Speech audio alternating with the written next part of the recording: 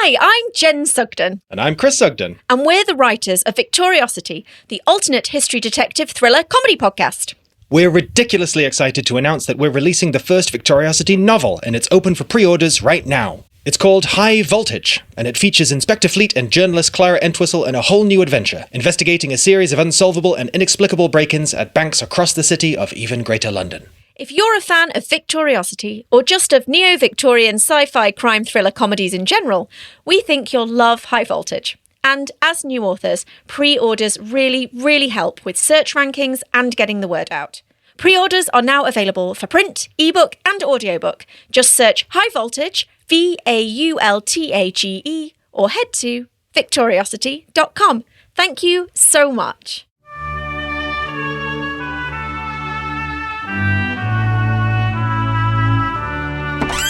Ah, Mr. Clematis, what brings you here on this crisp winter morn? I come to beseech you, please, Mr. Bloatley, you must keep the factory open. Clematis, you are an impudent sort. But, sir, if you shut down the factory, there shall be no jarred cranberry preserve for dinner on Christmas Eve. And without cranberry preserve, what shall... Yep, absolutely stellar, my homies. Top drawer, really, but cut. That'll do for now. Okay, pack it all up, go home. This is an absolutely outrageous Sugar tits, I've already told you to buzz off once, and I'll give you 10 grand if you don't make me say it twice. Done. I'll buzz off too. I despise brown noses. You get nothing. Oh, really could have used that money as well. Guys, where are you going? I've got to wait for one of you to say it's Crowley time. Sorry, listeners, I don't know what's... Oh, Tez. Yo, Tommy boy, my Brokingham Palace, just the man. Sorry, listeners, if you don't remember, this is Tez Tucker. He's a billionaire. He went to my school and came back when I was 15 once to do a talk about how much money he makes.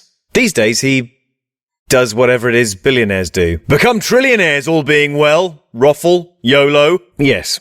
I should probably explain to the listeners. You see, I was looking for ways to make some more money with this show, and after speaking to Tez here, he said he'd be interested in sponsoring it. Actually, in the world of business, we say buying it, Tomo. Crowley Time is now the exclusive property of the streaming service I own, plus Max Go Extreme Flavour. Well, yes. And all of that is owned by my own venture capital investment group, Tesco. Right. Which is not the same as Tesco, and is in fact spelt and pronounced entirely differently. Legally, it's an entirely different concept. Of course. But don't worry, listeners. This is a purely financial arrangement and won't have any impact on the content of the Crowley Time you know and love. Yes, that's exactly what I told you when you signed the papers. Yes, it was. And what you didn't read on those papers was that I, as CEO of Tesco and major shareholder of Plus Max Go Extreme Flavour, can change that arrangement at any time in whatever manner I choose. And on that topic, I'm afraid I've got some difficult news, Tom. Oh no. You see, despite our immaculate business plan and flawless marketing strategy, in the recent months, Plus Max Go Extreme Flavour has had a tiny, teeny-weeny, barely noticeable downturn in subscriber figures of 54%.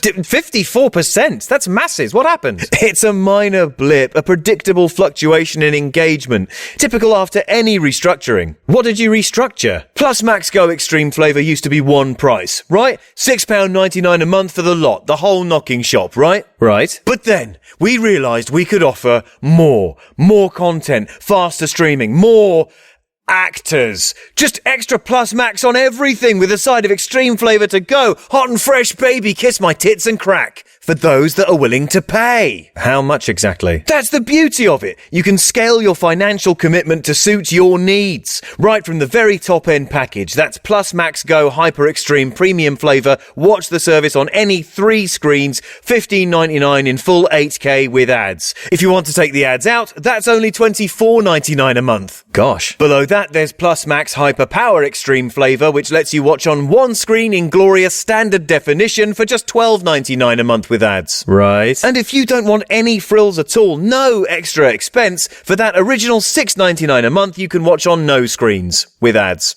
Ads that you can't see. That's right.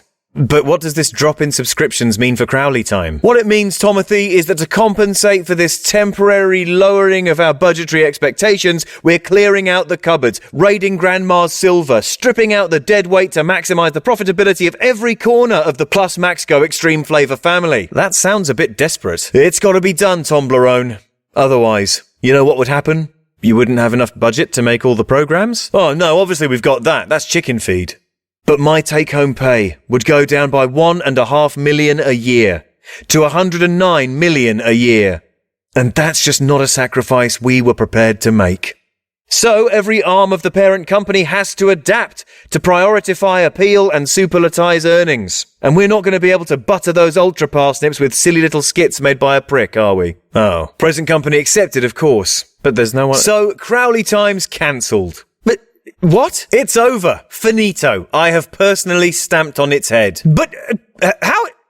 What are we going to put out? The episode's already started. Don't worry. I've retooled the whole thing myself. We're going to replace the old show with a brand new provincial crime drama. Those always work. Oh, for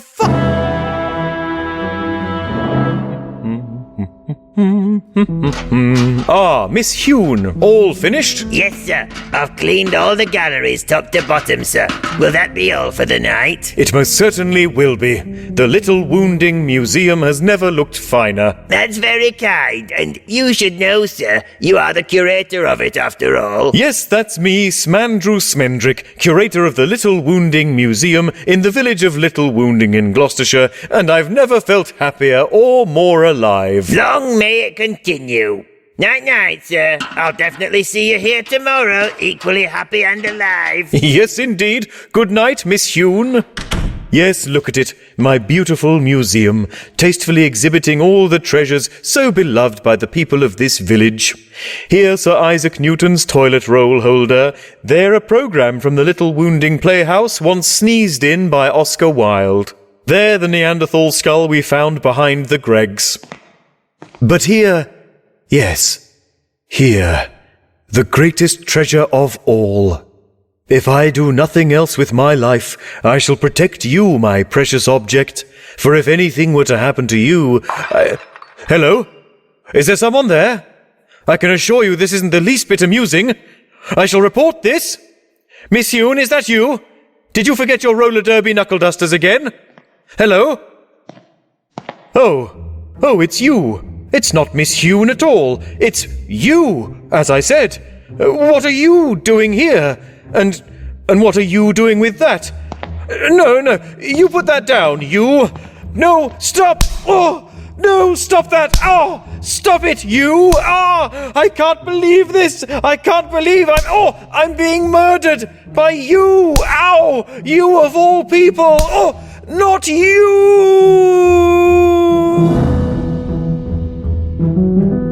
Tesco and Plus Max Go Extreme Flavour. In association with Film Gloucestershire, Visit Britain and United Eurasian Fracking plc present Madrigal.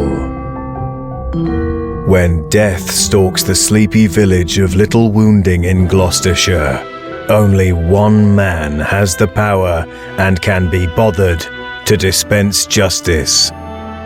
His name is DCI Paul Madrigal, policeman at law. Tonight, Madrigal in Sponge Glass.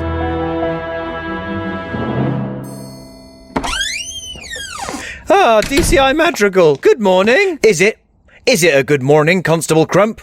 I had to put down a perfectly good model airplane kit to come in early because some tweed-swaddled numpty got his head smashed in for him. It's all very frightening, isn't it, Inspector? What's frightening is having to start the day looking at you stood behind that desk with your dirty face. Sorry, Inspector. An exhaust pipe went off in it. God's sake, man, why did you have your face in an exhaust pipe in the first place? I lost my best marble up it. Well, I'm very sorry to hear that. I got it back, though. It shot right down my throat. Stop talking to me. So in a couple of hours, my collection will be complete again. What did I just say? Sorry, Inspector. Look, Constable, I don't have time for this, right?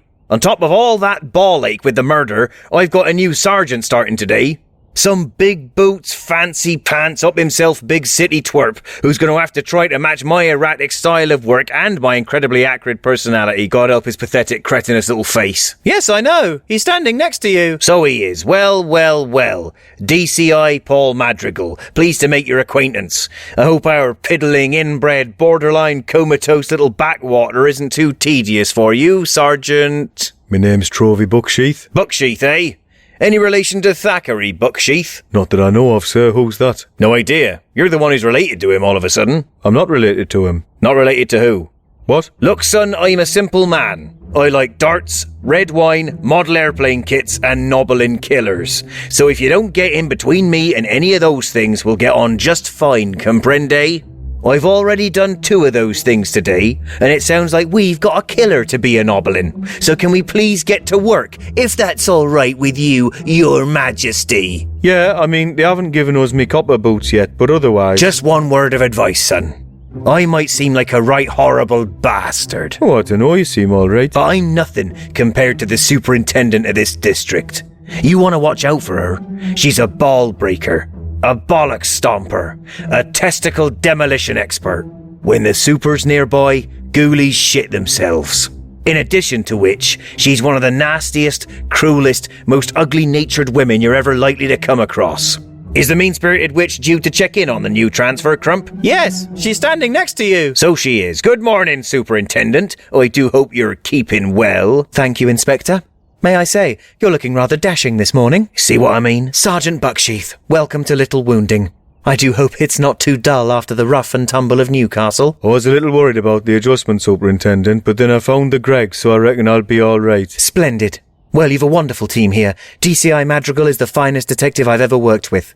He's solved so many murders, it's a wonder there's anyone left alive in this incredibly small Gloucestershire village. Plus, you'll have sympathetic and unwavering support from Constable Crump at the desk here. Oh no! Inspector! I've handcuffed myself to my legs again! Oh, saints preserve us. So you should have all the help you need settling in.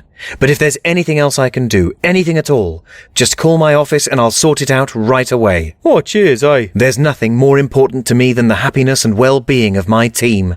Good luck, Sergeant Bucksheath. I look forward to working with you. She doesn't seem as bad as you said. Perhaps I overstated the case, but let's just say she and I, we've got history.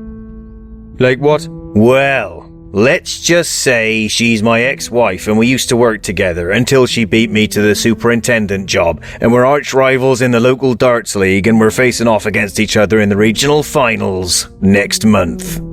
Oh, gosh. Well, I thought she seemed very nice. Listen, you randy little otter, that's my ex-wife you're talking about. What?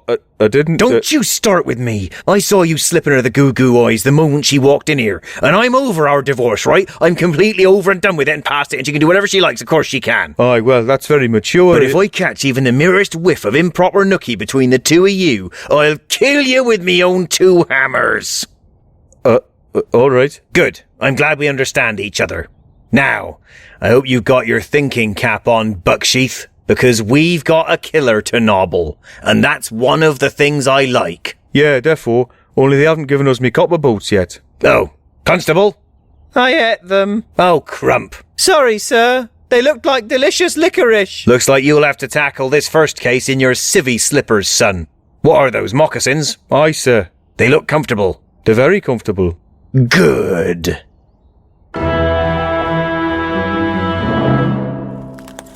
Oh, quite the grisly scene, is it not, Constable? Yes, sir. A right horrid scenario with no mistake.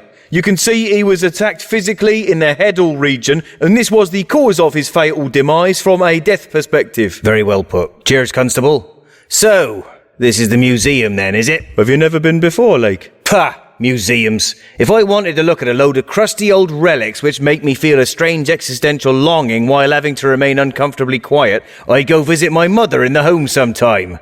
You never visit her? She's a big girl, Bucksheath. She can look after herself. Then why is she in a home? Ask a lot of questions, don't you? Well, I'm afraid there's no room for that sort of carry-on now you're a detective. You, cleaner, where's Mrs. Smendrick? I need to ask her a few questions. I'll just go and fetch her. Oh, isn't it awful? Yes, I'm in bits, love. Don't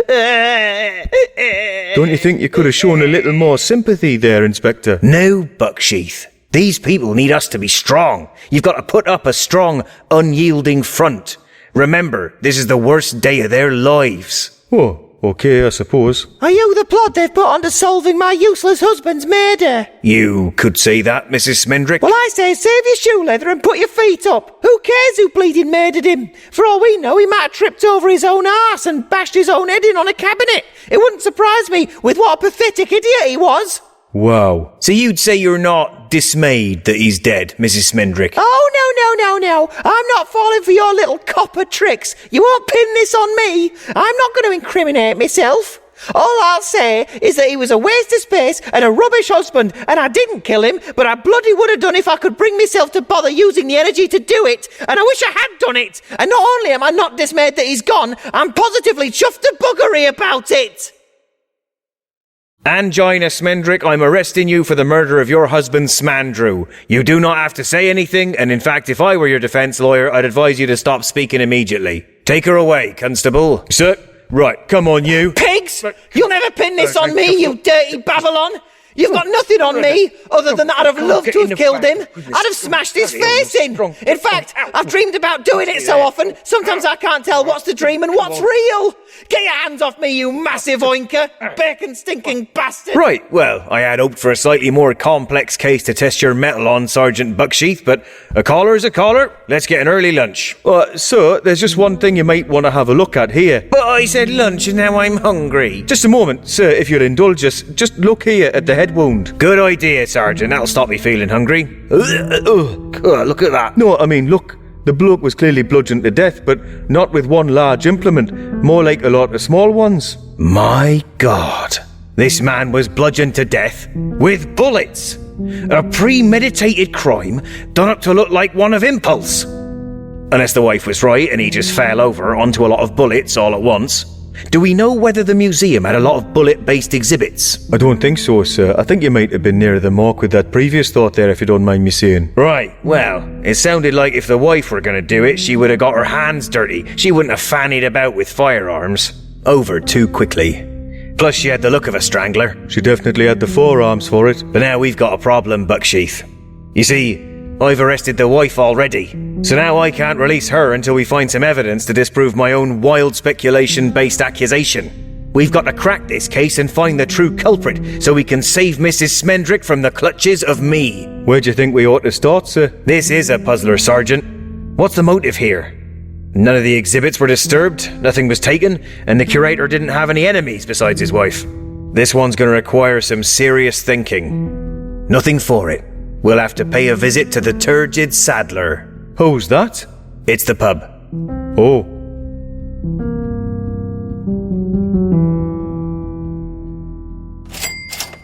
Cheers, Mary. Right, here we are then. A carafe of Pinot Noir for me, and I got yours as well. Oh, it's mint. Class. You're bleeding welcome. It's a bit early for me anyway, to be honest. 8:30 in the morning. Have you ever stared into the heart of evil, Bucksheath? Beg pardon? Have you ever gazed into the eyes of a killer and seen nothing there but hatred? A human mind given over to nothing but destruction. Well, we've got some quite leery types in parking enforcement, but... Something's got to stand in between those bastards and the decent, honest, law-abiding people of the world. Sure, a lot of them are pricks, but that doesn't mean they ought to get murdered all the time. No, I could definitely get behind that sentiment for sure. That's us, Bucksheath. The thin blue line. The first, last and only line of defence against the scum of the universe. Aye, well, we'll do our best, won't we? Do you dream, Bucksheath? Sometimes, aye. What do you dream about? Well, the other night I dreamed I was playing drafts with me nan and she called us a total cabbage. I dream of a world without murderers, because they're all banged up in prison. A really massive prison they can't get out of underground. I don't know who the guards are, SAS lads probably, and you'd have to pay them a lot to spend all that time underground. But I'd put them all in there. And once the very last murderer in the world was sentenced and put away, I'd go in there with him, and I'd say seal us in and open up all the cells, and let's just see what happens. And they could drown me in one of the toilets and I'd go happy, knowing that they'd have to look at my corpse for the rest of time. Do you follow the cricket at all? We've got to nab this museum massacrer, Bucksheath. Otherwise, no local museum in the nearby area will be safe. Dursley, Westminster, maybe even Bibbury. So you just stick with me, Trovy, me lad, and we'll bring... Hold on, watch yourself. Who are those lads like? Marineros, local gang, always hanging around these parts. They've got funny costumes, haven't they? Watch what you say, Bucksheath. They don't cause much trouble, but they're a proud lot. Why are they dressed as Elizabethan sailors? Okay? What did you say, hombrecito? Now you've done it. Well, hello, mate. I was just... What was that name you said just then? Elizabeth? Aye. The boy didn't say nothing, Juan. He just said you was dressed as late 16th to early 17th century European sailors, that's all. Isn't that right, Bucksheath? Aye. Why not? See, that's what I thought. So why don't you go back to your smint and mind your own business, eh? Sounds fine by me, sir. Adios, puercos. You've got to watch out for that mob. And you don't want to call them Elizabethan neither. They're strictly on the side of the Spanish royalty. That's why they're dressed up like that. Like a role-playing game or something. It's no game to them, sunshine. They're obsessed with the Spanish Armada. They think King Philip II should have won against the English and conquered these isles. And with the anniversary of the defeat of the Armada coming up around now, they're bound to be getting a bit twitchy. Me, I never get involved in politics. As long as someone comes round to take the bins and empty my outdoor bog, I'm not complaining. If they're so keen on history, do you think they might have some interest in the local museum? That way. Wait. Whoa now. Hold on. You've just inserted a quid. That's 1 credit, Bucksheath. Oh, what's happening? You've just sparked something off in my genius detective mind. But if I'm going to reason it out, I've got to go into a virtual space constructed in the deepest recesses of my mind.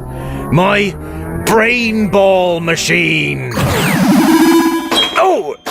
The Spanish Armada. Oh! Little wounding museum. Motive. Murder. Dismemberment. Exhibits. Nearly. Spyglass.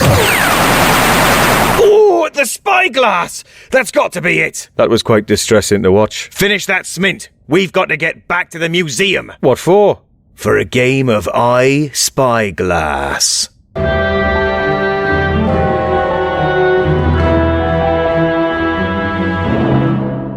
Brain ball machine? Oh, come on, Tez. Are you really saying this dreck is better than Crowley time? Yes, I am, Tom, but that's not even the point. Across the board, all 4 quarters, every conceivable demographic, it's testing a sweet 100%, oh my droogie. It's got it all. Action, intrigue, romance, Spaniards. Morse has something for everyone. This isn't Morse. It isn't? See? You can't even remember which one this is. Look, Tom, I can tell you're a bit miffed about being sidelined, so tell you what, I'll talk to the casting department. I'm sure they can get you a small role, a corpse or something. A corpse? Sure. No lines, obviously, but your physical presence will still make an impression. In a radio show? Oh, is this radio? Look, Tez, I appreciate your help with monetizing the feed, obviously, but not half as much as you'll appreciate it if this all works out. No? Listen, Tombo, let me give you a glimpse into the long game plan, right? Popularity is all well and good, and trust me, detective shows are like Margot Robbie wrapped around Call of Duty popularity-wise, compadre. But more importantly, what comes with popularity? Brand affiliation. Right. If this show sweeps up enough of the pivotal ABC F3 Omega demographic nexus, i.e. the gullible and wealthy, we could be talking Honda. Honda? What's so special about Honda? Honda aren't just a quality manufacturer with excellent after-sale support, always shop with official partner dealerships, extras available. They're also the advertising tastemaker of the world. Well-known marketing phenomenon. If we nail Honda, the rest of the world's big buck brands will fall like dominoes. Like Domino's? Yes, like Domino's Pizza did after I got Honda to sponsor my smash hit reality format that time. What was that? America's Most Violent Children.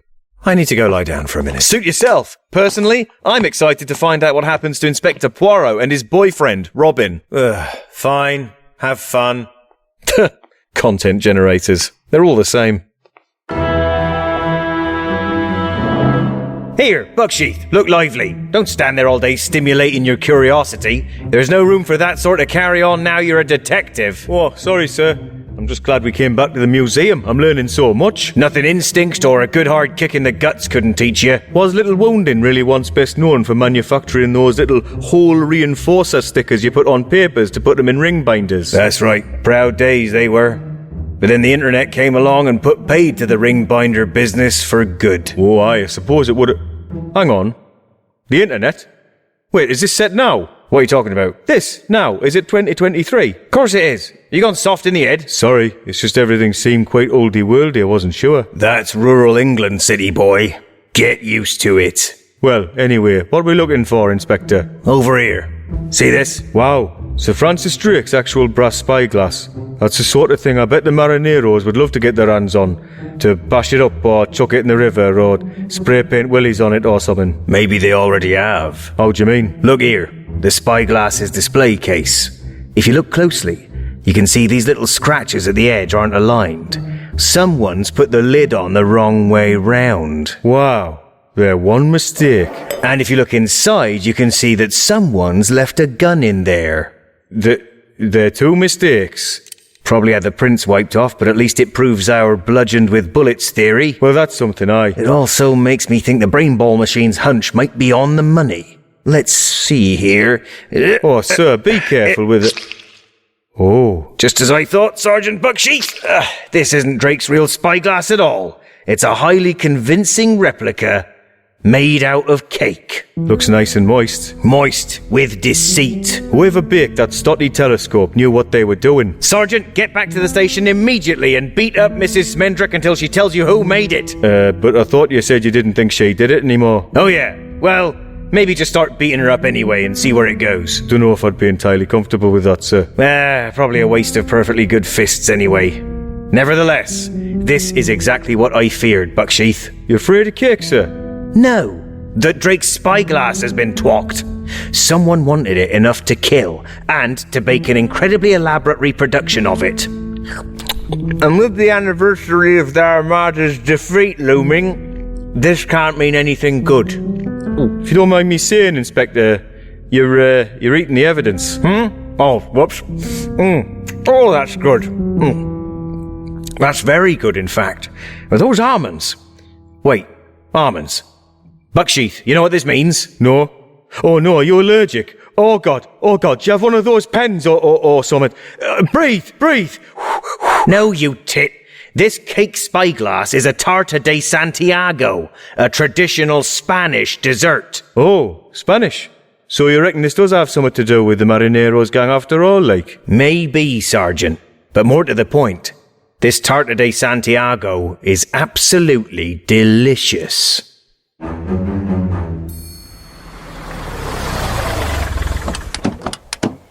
Cool. This is a big old house, isn't it, boss? Typical media bastards. Buying a 20-bedroom mansion in London's too expensive, so we'll have to move out to Little Wounding and buy up all their mansions so the hard-working local folk can't have them. In my day, 18, 20 bedrooms like that'd run you 40, 50 grand. A working man could make that a home, raise an irresponsibly enormous family. Not anymore. But what are we doing here? Sergeant, that tarta de Santiago, the one that was a telescope. Aye, I remember from 30 seconds ago. That was the best cake I've ever tasted in my life. There's only one man in town who could have baked a cake that delicious. Or that deceptive. And he's the bloke lives here? That's right. Wounding's most famous resident. The celebrity baker, Don Chuntley de Buffingham. The long rolling pin of the law, if I'm not mistaken. Don Chuntley, we need to ask you a few questions. Gladly, please enter. But beware. The carpet rocks up a bit there in the hall. Oh, tar. Shush, Sergeant. Forgive my flower-spattered appearance, officers. As you may know, I am a master baker, and you've just walked in on me master baking. Cream horn? No, thank you. Milky pudding? It's very kind, but no. Spunk tissue? What? It's a variety of Dutch croissant. Care for one? Again, no thank you, Don Chuntley. Then perhaps you'd care for a drink. I have Rioja, Tempranillo, Sangria.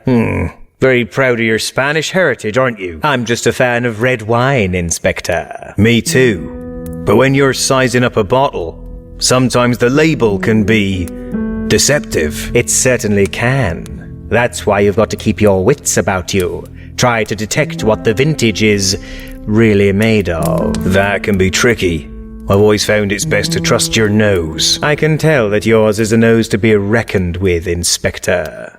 I'd love a cup of tea. Tell me, Don Chuntley, have you ever had any run-ins with the Marineros gang in the past? Ha! The Marineros, those gutter snipes. What would I want to do with them? I, a respectable celebrity chef of Spanish extraction, with my extensive television career, my large cellar of expensive Spanish wines, my mansion with its walls covered floor to ceiling with antique Spanish heraldry, and a really neat vintage Bakelite phone I picked up at a car boot sale in Madrid. What would I know about a street gang of unsophisticated, roughshod, noble, sexy heroes? I was only asking, Don Chuntley. You see, there's been a murder at the Little Wounding Museum. A murder? How terrible. What a shock. This is the first time hearing about it. Among your extensive repertoire of culinary achievements, you wouldn't happen to have ever made a tarta de Santiago before, would you? Oh, no, never.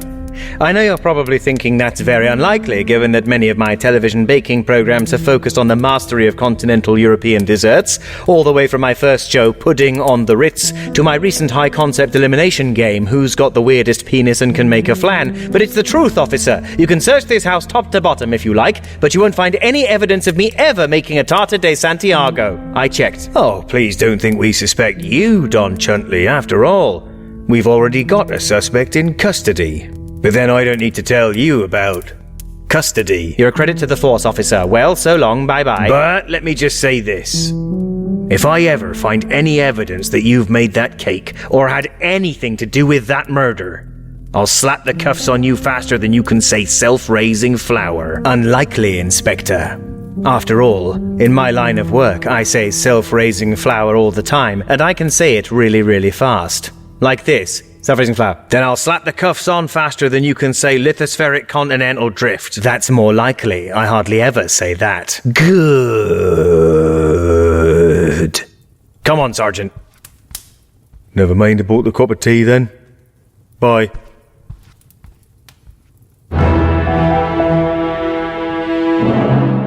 Don Chuntley made that tarta de Santiago, or my name's Petula Clark. Oh, Christ, I think he's having a stroke. I suppose it was overdue after all that wine. Quick, Paul, bite down on this cricket bat. I'm not having a stroke, you dizzy cow. I mean, you dizzy cow, ma'am. And it's fits when you bite down on something anyway, not strokes. If I was having a stroke, I'd have just had a stroke and splinters up me gums. Bleed neck. Ah. Then what was all that gibberish about? That wasn't gibberish, that was my working hypothesis. Well, 6 of 1. Don Chuntley Day Buffinghamam baked that spyglass cake. I'd stake my life on it. And if that's true, that means Don Chuntley is in league with the Marineros and he killed that dweeb at the museum. Paul, these are serious charges. I know, that's why I'm saying them so loudly. Do you share DCI Madrigal's opinion, DS Bucksheath? Well, I don't know, it's all been a bit of a whirlwind, to be honest. Well, you just better watch yourself, Paul. Don Chuntley is one of Little Wounding's most beloved local figures. Huh. Rough-wearing pastry slinger. I mean it, Paul. He donated a new science building to the school, the De Buffinghamam Wing, restored the local park, De Buffinghamstead Heath, and cleaned up the nudist seaside resort now called in De Buffinghamam Bay. If you're going to take him down, you're going to need some rock-solid evidence. I mean real bag of flour in a rented flat with damp issues solid. Look, Superintendent, I'm a simple man. I like darts, red wine, model airplane kits, Fleetwood Mac, and Nobbling Killers. Oh, have you put Fleetwood Mac in there and all? Yes, I listened to one of their records last night and found it very diverting indeed. I'm making it one of my things I like. That's nice. And this isn't one killer I'm going to allow to remain unnobilified.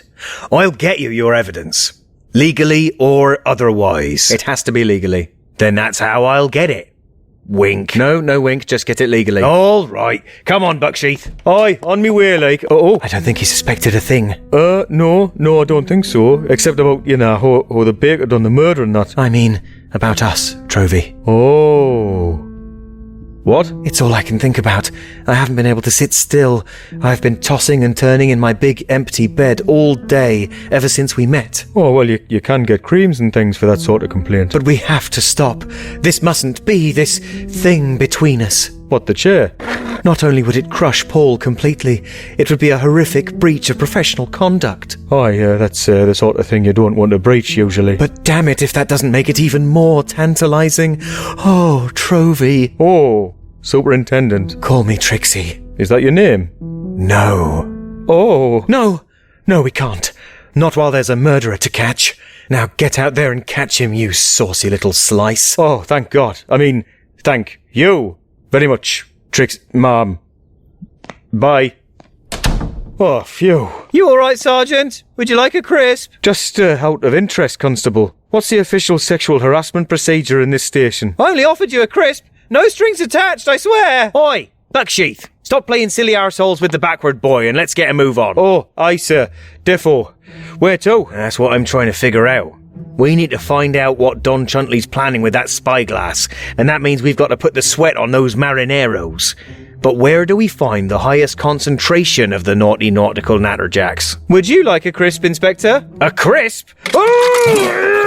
Oh, blimey, he's off again. Crisps! Yes, I got it! Salsa! Salsa? I've only got nacho cheese. Well, if it's not mine, don't give it to me. Come on, Bucksheath! Right away, sir. Bye, Constable. Thanks for the offer of the crisp. You're welcome! I don't want to have sex with you! Okay.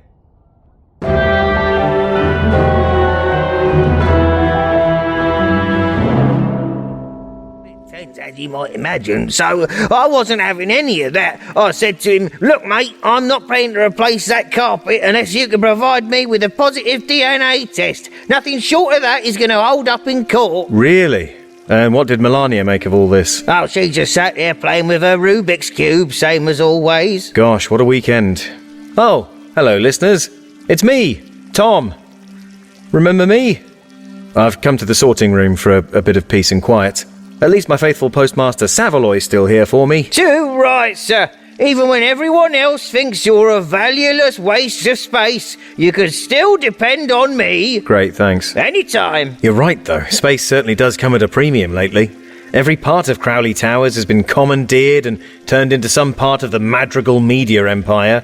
There's a second unit filming behind-the-scenes material about Tez Tucker's workout regime. There's a software development operation making a Madrigal phone app called Madrigal, where players match characters' faces on a big grid to try and win not having to pay 10 quid for an extra life. There's even a separate writer's room already set up to develop a spin-off for the superintendent, moving away from her professional skills and experiences and focusing solely on her sexuality and mental health because she's a female character. The sorting room's the only place left where there's any room to have a seat for 5 minutes. While you're here, sir, do you fancy reading some letters? Yes, that'd be nice. At least my public hasn't forgotten about me. Well, letter, there's only one. All right. Could you bring it up on the video wall? Certainly, sir. You've got mail, lawbreaker. Oh, God. Oh, sorry, sir. They installed that this morning. Never mind. Let's see here. This comes from Penny3 via email, who writes, Dear Mr. Crowley, first of all, I must curse you to high heavens. Oh. Ever since hearing Livin' in a Box, it has lived rent-free in my head, and it will not leave. I've chosen to self-isolate in order to not pass this ghoulish curse onto my loved ones, and every day I wake up with those words ringing in my head. Why, Tom? Why? Secondly, Crowley Time with you, Tom Crowley, is a source of great mirth in this isolated state.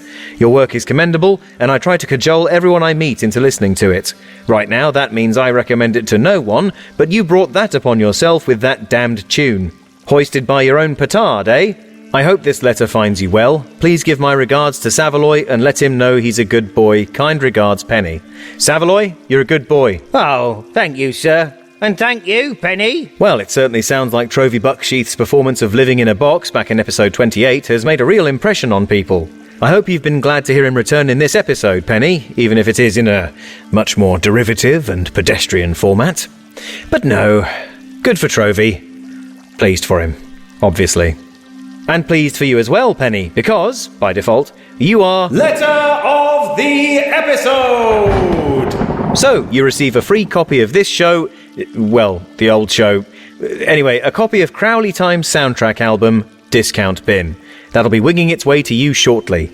And normally, I'd encourage everyone else to write into crowleytimepodcast@gmail.com as well. That's crowleytimepodcast@gmail.com, lawbreaker. But now that Crowley Time's been taken off the air, there's probably no point. Oh, sir. Why don't we have a nice cup of tea and talk all about it? That sounds nice. Oh, sorry, I'm looking for the contracts department. Well, this isn't it. Actually, it is. What can I do for you, Henry? What? NBC just emailed back and they're still trying to shortchange us on the back end. Bloody typical. Sorry, sir, I better go deal with this. Let's take a rain check on that tea. No, please, carry on. WhatsApp my secretary. We'll do lunch next quarter. Sure thing. Now, Henry, what on earth are these NBC shows he's trying to pull now? Last time I spoke to him...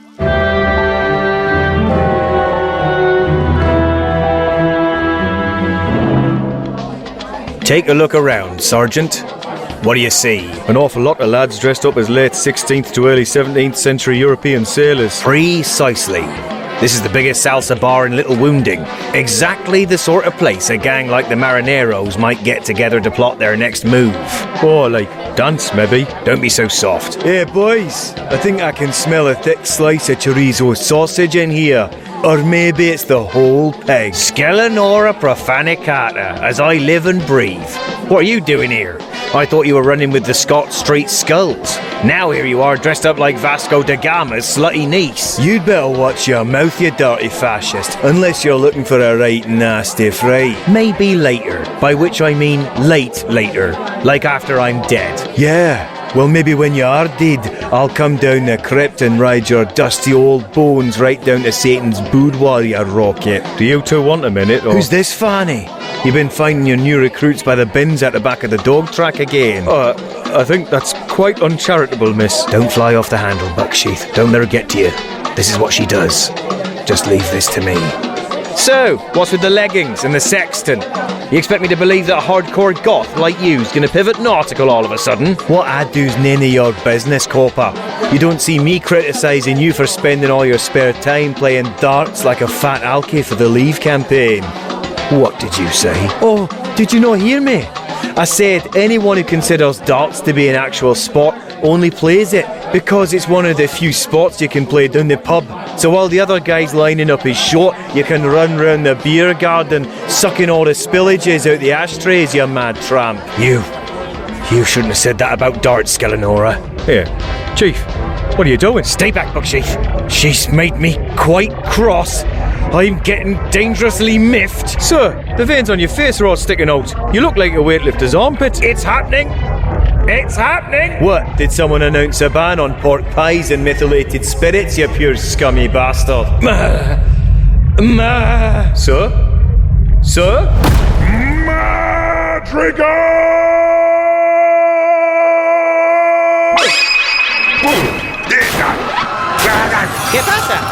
Está loco! Looks like someone needs a relaxing pint of windscreen washer. Oh, hell is empty, and all the devils are here! I knew you had to snap sometime, you head case. Blimey, sir. Are you all right? I've punched every single person in this room, Skelenora, and I'm not afraid to biff you right on the bonce again if you don't tell me what I need to know. Okay. Dinna leather us again. It doesn't matter anyway. Soon Don Chuntley's gonna be in charge, and you won't be able to do anything about it. So Don Chuntley is behind all this. What's he planning? Tell me. If you want to know, there's a big party tonight, and I hear there are going to be some very special guests. A party? What for? No, it can't be. Sergeant! Aye? It's today! The anniversary of the defeat of the Spanish Armada! The 8th of August, the English victory at the decisive Battle of Gravelines. That's the biscuit. They're having some big ding-dong at Greenwich Pier. Oh my god, the King's gonna be there! Oh, blimey, that's just the sort of place a disciple of the Armada would want to make some kind of scene, isn't it? My thoughts exactly. Will you get off us now, you pervy old wank? Yes, get out of here, you tardy ghoul. Pair of jobbies.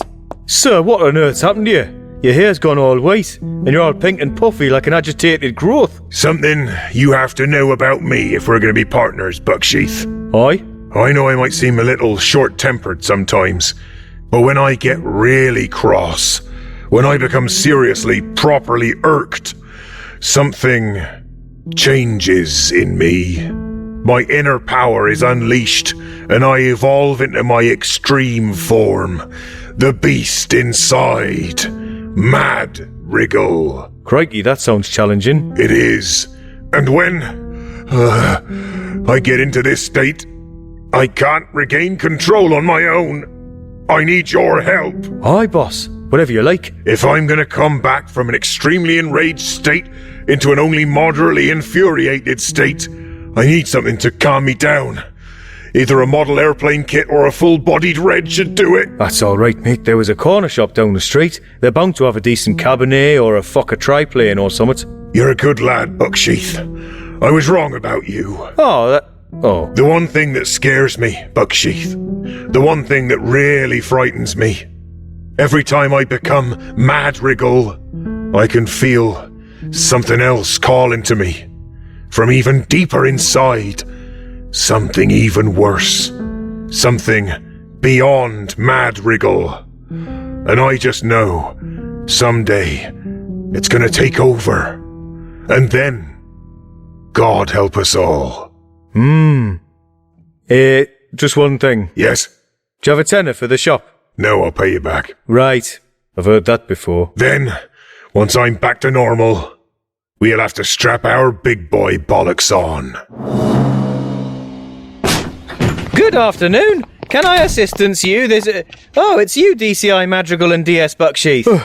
Hello, Constable Crump. What an unexpected joy to see... Stuff it up your arse, Pipsqueak. We've got a national threat to neutralise. Oh, that sounds serious. Do you want me to notify MI5 and the armed forces? Those pencil-pushing panty wastes. Bugger that for a game of Magic the Gathering. Just give me the keys to the weapons cabinet. Where we're going, we'll need submachine guns and stab vests. Oh, off home are you, Sergeant Bucksheath? Why? That's well out of line, Constable. Sorry, couldn't resist. Here you go. If we're going to stop Don Chuntley, we got to get to London quick. Constable, book us 2 tickets to Greenwich. I'm afraid I'm not authorised to arrange travel for officers, sir. Then I'll use the Trainline app. Their convenient all-in-one interface allows you to book journeys and on selected lines even store your e-tickets within the app, as well as keeping up with live service updates so you can be sure you'll get where you're going. It's a really useful service and currently covers all British overgrown rail networks. You ain't just whistling fucking Dixie, darling. Let's roll.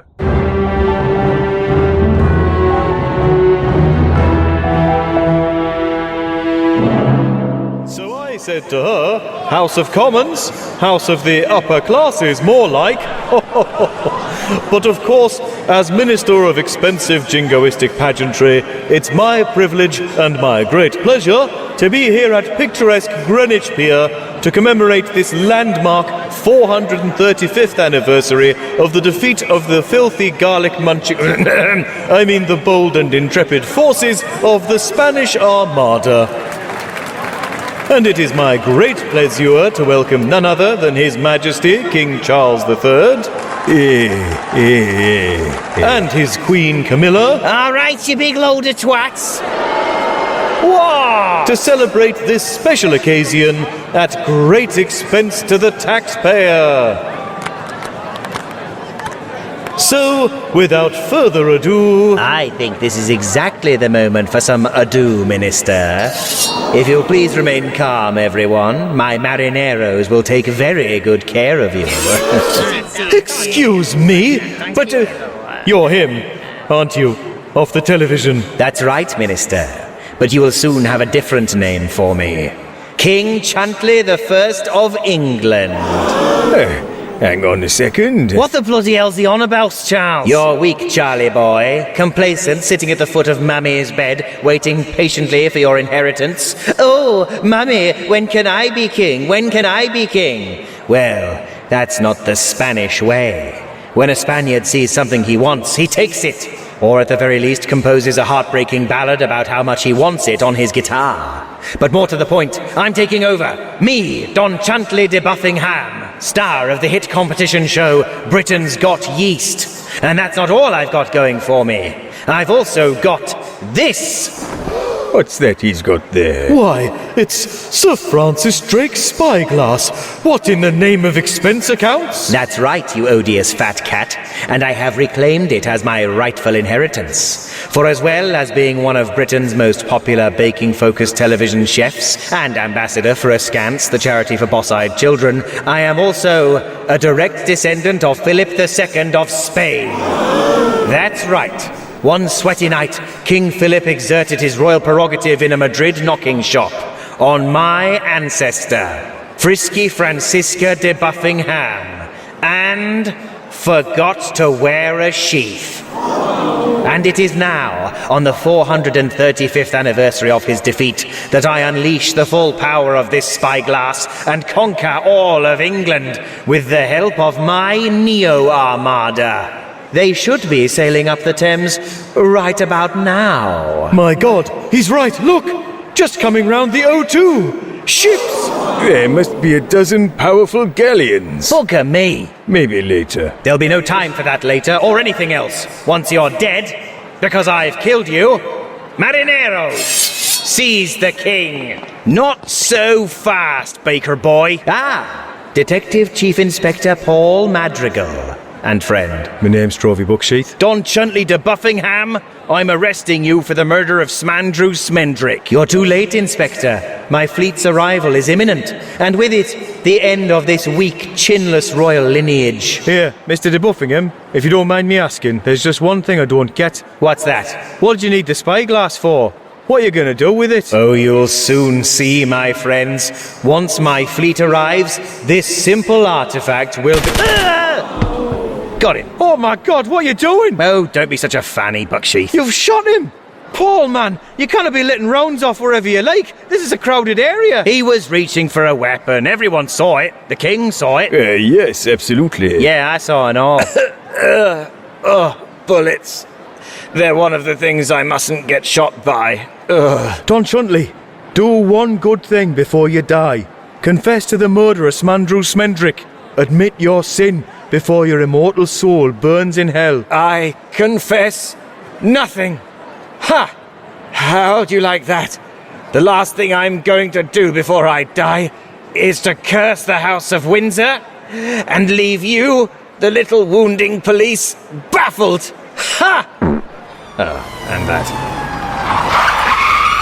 Wait, hold everything. Don Chuntley, don't die just yet. Oh, no. No, wouldn't want to be a bother. What is it, Superintendent? This VHS cassette. It contains an episode of Don Chuntley's early baking program, Shot for Desertion. After a very entertaining skit where Les Dennis fails to make an apple crumble, Don Chuntley tackles the special dessert of the week, a traditional Spanish tarta de Santiago. Oh, yes, boss. Got you, you shit. Oh, that's what I had to stay alive for, was it? Just long enough to see the last of my clever plans buggered up by you clod-hopping bumpkins. Brilliant. What a fantastic note to go out on. This can't get any better. Oh, God. Reckon that's him dead now. Inspector, may I just say how grateful I and my wife Camilla are for your skillful and heroic intervention. Yeah, classmate. Without your bold dispatch of your duty, we and our whole line would surely have been doomed. Well, Your Majesty, if I may. Of course. Oh! My God, he slapped the king! Too right. Maybe if you blue bloods took better care of your all-powerful relics, then I wouldn't have to waste my time chasing after him when I could be practicing my darts game or drinking a fruity Merlot. Out of the way, Charles. I'll fucking have him. No, Camilla, put away your box cutter. He's right. In many ways, this is mine and my family's fault. If anything, him slapping me just makes me respect him more. Well then, get ready to really respect me. No, come on, man, he's had enough. He's not a young king. All right. Well, our first case closed then. Aye, but what about all them galleons coming up the Thames? Oh, the RAF's taking care of it.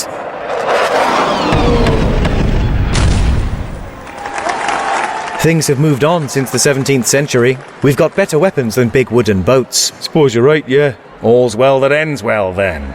Paul, you seem troubled. I'm just thinking about the darkness inside me.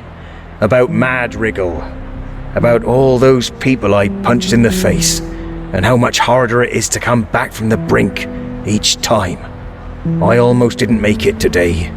I'm just worried about what happens when I finally get swallowed by that darkness, and what might lie beyond it. Sir, do you really think anything could push you to that extreme state of rage? I can think of lots of things, Sergeant. Like if I don't get a glass of red in the next 10 minutes. No, seriously. Madrigal in Sponge Glass. Starred Anton Meanwhile as DCI Paul Madrigal, Trovy Bucksheath as DS Trovy Bucksheath, Melinda Crisps as the Superintendent, Sir Chuntley Buffingham as Don Chuntley de Buffinghamn, Barnabas Jump as Constable Crump, Kenneth Toss Nicely as Smandrew Smendrick, Skelenora Profanicata as Skelenora Profanicata, Penelope Lemonelope as Miss... Alright, that's it everyone. That'll do. Shut it down. Get it all out of here. Go home. We're shutting down production. What? Tez, what's happening? You're shutting down Madrigal as well now. Yes, Tomo, the entertainment world moves fast. You've got to keep up with the times. Kill a few darlings. Kill them all, just to be safe. But what happened? I thought detective shows were more popular than Call of Duty smoking a single-use plastic vape or whatever. It's bad news on the Honda front, Tom. Turns out they're not interested in coming on board. Oh, not taken with the show. Apparently the CEO has a cast iron policy that Honda will never put any money into a show that features a positive depiction of the Gloucestershire police after a speeding fine he got once. So, bye-bye Madrigal, bye-bye production, bye-bye Christmas for all the crew's children. Wow. Yes, so there's some comfort. Well, now that you've given up on Madrigal, maybe I could have Crowley time back? Thanks, Tommy boy, but the whole thing's a dead loss. We're just going to slush it, cut our losses, pull her back, girl, you know? Just drown the whole bag of cats, you know what I mean? If it saves you that trouble, I really would be very happy to take it off your hands. It really would be more cost-effective to just completely annihilate it. Oh, please, Tez, please. I'll buy it from you. Whatever you want, name your price. Whatever covers your losses. Oh, very decent of you, Tom. Well, taking insurance into account, compensating for VAT, plucking a number completely off the top of my head, why don't we say all the money you have in the world? Done. Yes! Tucker comes out on top once again, and the crowd goes wild. Boo! Boo! Eat shit, crowd! Thanks again, Tom. Always a pleasure doing you. Oh, I probably shouldn't have given him power of attorney either. That's going to come back to bite me, isn't it? Well, listeners, I sold out to the man, and then the man left me crying in a $5 motel room with nothing but a suitcase, a toothbrush, and a podcast feed to my name. But when you think about it, that's more than a lot of people have got. Yeah, I'm actually very lucky when you... Oh my god, I also gave him my image rights. Well, look, the point is, Madrigal's dead and Crowley time is back. And as long as I can keep producing high-quality, unpredictable, left-field comedy material for my faithful listeners, then I'm happy. Forget those corporate ghouls. But if Honda does want to sponsor the show now Madrigal's gone, I implore you, do get in touch. I'll say anything you want about the Gloucestershire police. I'll say they're corrupt and take bribes and hide evidence and whatever you want. Please. Until that happens, I'm always overjoyed when people sign up to this show's Patreon. At patreon.com/CrowleyTime, you can download bags and bags of bonus material for the show, extra sketches, music, whole bonus episodes, even a complete audiobook from across the last several years. And this episode's bonus is a thing of beauty. It's the only bit of Madrigal I thought was any good. The music. Tez brought in professional composer and also actor and comedian Thomas Nelstrop, aka Tommy Music. You might know Tom from his extensive television work, including Class Dismissed, Brave New World, and most recently, The Crown. He was also in Blink, one of the best episodes of Doctor Who ever made. As a musician, he goes by Tommy Music, and you can find out more about his work at tommymusic.co.uk. His beautifully composed theme from Madrigal is available now, exclusively from patreon.com/CrowleyTime. So get over there and sign up as a supporter to get that and all the bonus material ever released for this show. Think of it as an early Christmas present to yourself. And speaking of Christmas, gosh, this year really has flown by, hasn't it? You'll hear from Mr. Christmas before the big day, of course, but apart from that, this is the end of Crowley time for the year. I'm really proud of the work I've put out in 2023 and honoured to have had the contributions of all my guest stars and collaborators, and I couldn't have done any of it if it weren't for you lovely listeners and supporters, so, as always, thank you. All I can promise you in return for your loyalty is that I'll continue to pour my love and my blood into this show as long as anyone's still listening. You can't hear blood through the internet, but trust me, it's there. Merry Christmas.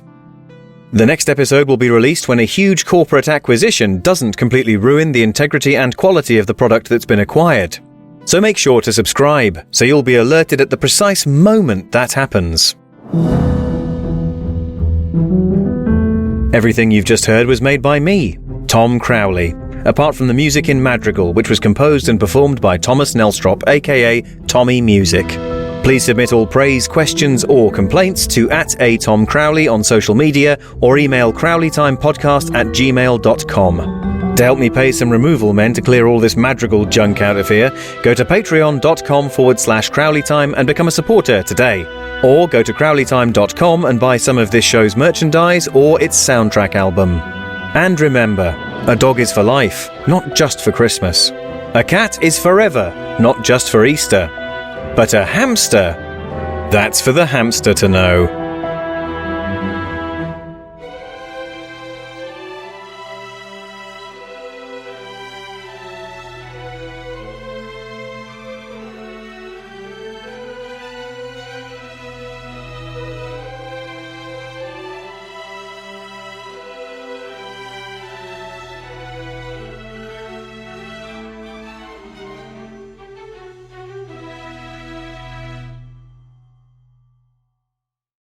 So we've looked over your proposal, and we have to say, we here at Honda are actually very impressed. Excited, in fact. Mr. Toshihiro himself even gave his personal endorsement to the idea. So I suppose what I'm saying is, welcome to the Honda family. Yes! Crump spin-off!